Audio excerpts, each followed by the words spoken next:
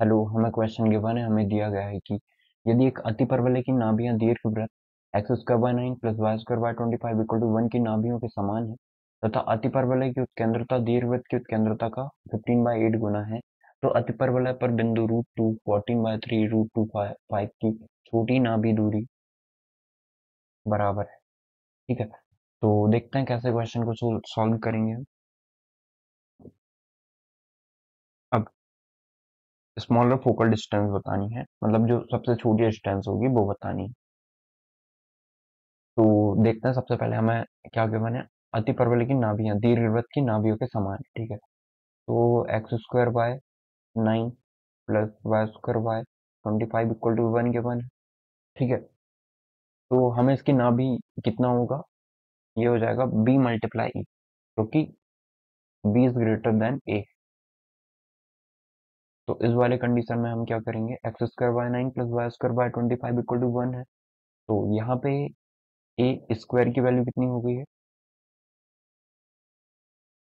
ए की वैल्यू यदि हम देखें, ए स्क्वायर की वैल्यू 9 है और बी स्क्वायर की वैल्यू 5 है। ए की वैल्यू कितनी आ जाएगी 3 और बी की वैल्यू आ जाएगी, तो ये 25 है, बी की वैल्यू आ जाएगी 5। ठीक है, तो अब यदि हम देखें बी, हम क्या निकाल लेते हैं, ए बी आ गए हैं। हम नाभि दूरी समान है, मतलब बी इंटू ई निकालना है। नाभि ए की जो इसकी दोनों नाभि हो जाएंगे, वो कैसे रिप्रेजेंट करेंगे, 0 प्लस माइनस बी ई, क्योंकि एलिप्स कैसे बन रहा है, इस तरीके से इसकी जो नाभि है, वहीं पैराबोला की भी नाभि है। सब कुछ इस तरीके से हम बोल सकते हैं। ठीक है, अति परवलय, पैराबोला नहीं, अति परवलय की भी नाभि है। अब यदि इसको हम सॉल्व करें,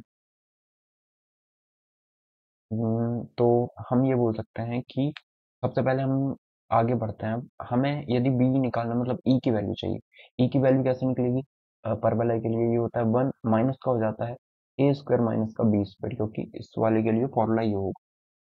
तो ई स्क्वायर इक्वल टू होता है, तो ई स्क्वायर इक्वल टू में कितना आ जाएगा, 1 माइनस का बी का स्क्वायर कितना है, ए का स्क्वायर कितना है 9, बी का स्क्वायर 25, 25 में से 9 जाएगा तो 16/25 आ जाएगा। तो रूट ही ले लेते हैं, तो ये आ जाएगा ई इक्वल टू में 4/5। ई की वैल्यू इतनी आ गई है, ई की वैल्यू कितनी आ गई 4/5। अब बी निकाल लेते हैं, तो बी मल्टीप्लाई ई कितना हो जाएगा, ये हो जाएगा बी मल्टीप्लाई ई मतलब 4। तो केंद्र यदि हम देखें तो वो कितने निकल जाएंगे, ये निकल जाएगा अपना 0, 5, 4, और ये निकल जाएगा 0, -4, 0, -4। ठीक है, अब आपको ये क्लियर हुआ होगा। अब हमें बोला गया है क्या, तथा अतिपरवलय की उत्केंद्रता दीर्घवृत्त की उत्केंद्रता का 15/8 गुना है। ठीक है, ये भी देख लेते हैं। हमें बोला गया है कि दीर्घवृत्त की उत्केंद्रता ई एच, हमें ऐसे बोला है कि तथा अतिपरवलय की उत्केंद्रता ई एच दीर्घवृत्त की उत्केंद्रता का 15/8 गुना है, मतलब इसका 15/8 गुना है। तो ई कितना निकाला है हमने, 4/5।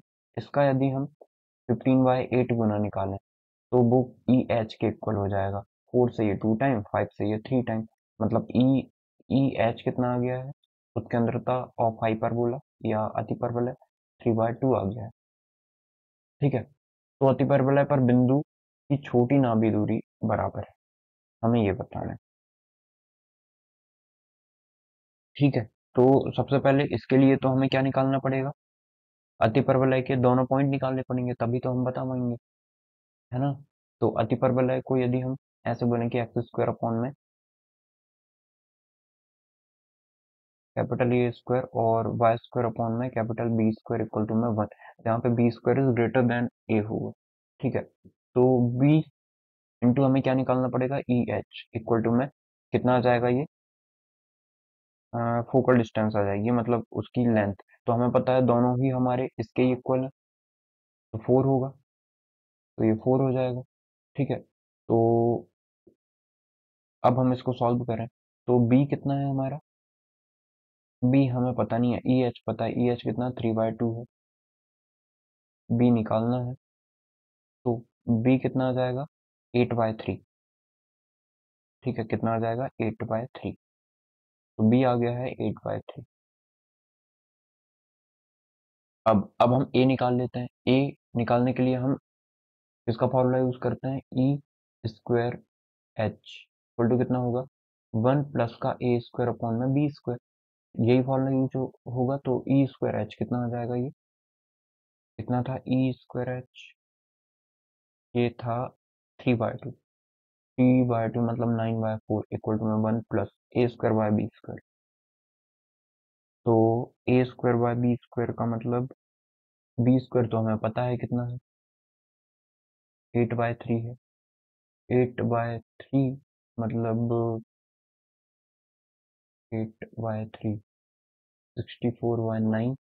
ए का स्क्वायर निकालना है, 1 को इस तरफ भेजें तो ये माइनस में जाएगा, माइनस करें तो 4, 9 - 4 5/4 होगा इक्वल टू में 9 ऊपर जाएगा, a² बाय 64 हो जाएगा। ये 4 से 16 टाइम कैंसिल आउट कर दें तो 80/9 इक्वल टू में a² आ जाएगा। ठीक है, या कैपिटल A² लिख सकते हैं, ये कैपिटल ए, ये कैपिटल बी। ठीक है, ये कैपिटल A² निकला है क्योंकि कैपिटल माना था हमने इसको और उस वाले को स्मॉल। तो a की वैल्यू कितनी आ गई यदि हम देखें तो √80/3। ठीक है, इसको और फर्दर सॉल्व कर सकते हैं, बाकी a² की वैल्यू चाहिए हमें। तो हम वैल्यू पुट कर देते हैं इस पे, इस पर। ठीक है, इस अति परवलय पर तो x² अपॉन में a का स्क्वायर कितना है 80/9 है ना, माइनस y², b का स्क्वायर कितना है, b का स्क्वायर ये है 64/9। ठीक है, अब हम हमें क्या बताना है, हमें बताना है कि डिस्टेंस कितनी हो जाएगी दोनों के बीच की ना। तो सबसे छोटी, तो अतिपरवलय पर छोटी नाभि दूरी बराबर है, अतिपरवलय बिंदु से की छोटी नाभि दूरी बराबर। देखते हैं √2, इससे डिस्टेंस निकालनी है √2, 14 √2 फिर कॉमा 14/3 √2/5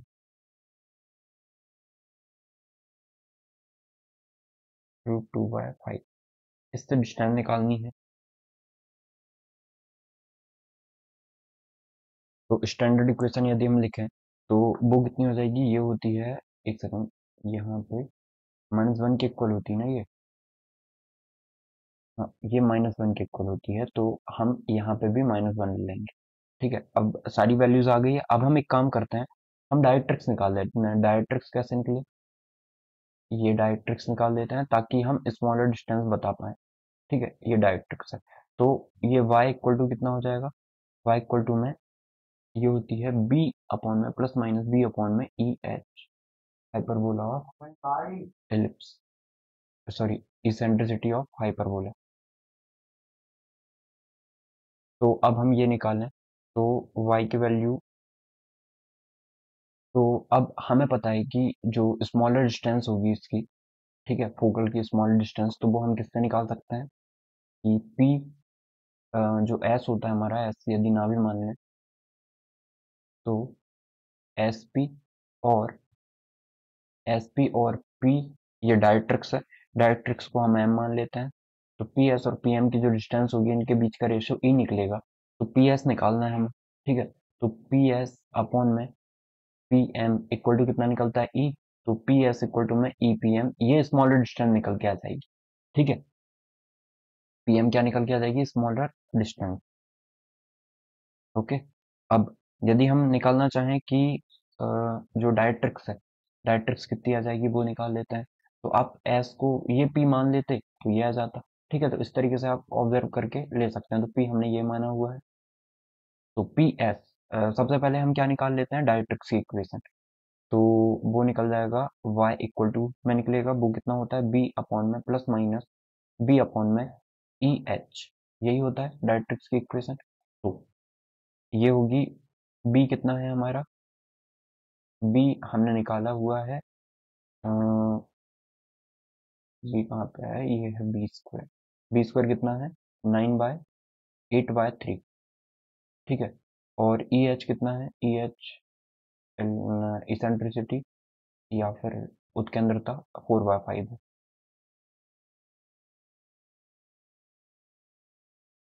ई एच ये 4/5 होता तो 5 ऊपर चला जाएगा, 4 से 2 टाइम कैंसिल, तो 10/3 आ जाएगा। एक सेकंड, 4/5 में ई एच है 3/2 है, 3/2 है ये ई एच लेना है ना मैं हाइपरबोला का, तो ये हो जाएगा 3/4।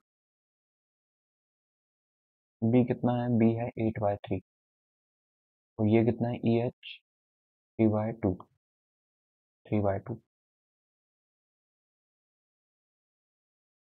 तो 3/2 इसका मतलब 3 नीचे आ जाएगा और 2 ऊपर जाएगा, ठीक है। तो इसको हम लिख सकते हैं 16/9 प्लस माइनस में।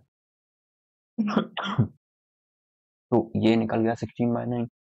अब पी एस हमें बताना है, ई कितना है 3/2, ठीक है। पी एम कितना निकल जाएगा, पी से एम तक की डिस्टेंस, ठीक है, ये निकाल लेंगे हम।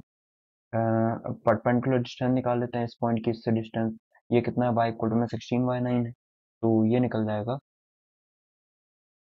किस पॉइंट से इस पॉइंट के लिए, ठीक है। तो y x तो है नहीं, तो x पॉइंट नहीं आएगा, इतना आ जाएगा 14/3 2/5 माइनस का 16/9। अब x का स्क्वायर करेंगे 0 ही है, y का स्क्वायर 1 आ जाएगा, तो रूट में अपॉन में 1 लिखोगे आप, ठीक है। माइनस का कितना 16/9, ये 16/9 इस तरफ आएगा तो माइनस का 16/9 आएगा, इसलिए अपॉन में रूट में 1 आएगा तो 1 लिख देते हैं। तो पी एस इक्वल टू में जाएगा 3/2 और 16/9 है, इसको सॉल्व करें हम, तो एक काम करते हैं 3/2 का अंदर मल्टीप्लाई कर देते हैं, 3 से 3 कैंसिल, 2 से 7 टाइम, ठीक है। 14/3 2/5 माइनस का 3/2 16/9, 3 से 3 टाइम कैंसिल, 2 से 8 टाइम कैंसिल, 3 से 3 2 से 7 टाइम, तो पी एस आ जाएगा 7√2/5 माइनस 8/3, ये हमारा करेक्ट आंसर हो जाएगा।